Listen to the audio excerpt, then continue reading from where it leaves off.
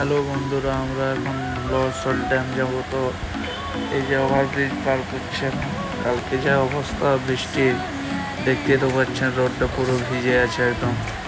তাও বার হয়ে গেলাম, একটু একটু রোদ হচ্ছিল, সেই জন্য ওয়েদারটা তো একটু রোদ একটু জল।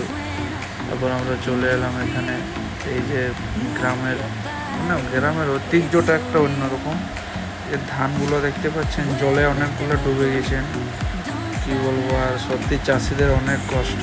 যেতে যেতে একটা বড় পুকুর আছে এখানে, তো পুকুরটা দিয়ে পার হয়ে যাচ্ছে আমরা।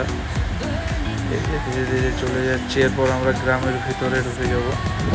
এই যে এয়ারপোর্ট ড্যাম ডাইরেক্ট, এই যে দেখতে পাচ্ছেন এখানে আমরা ড্যামতে চলে এসেছি এখন।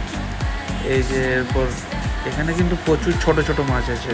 তারপর এখানে আমার বন্ধু আছে, দেখো বন্ধু কীরকমভাবে ওই যে ঘুগি হয় না গ্রামে, ওই ঘুগিটা নিয়ে ওরও ইচ্ছে হয় মনে হয় মাঝে মধ্যে মাছ ধরতে। দেখুন ঘুগিটা কীরকম উঠাচ্ছে।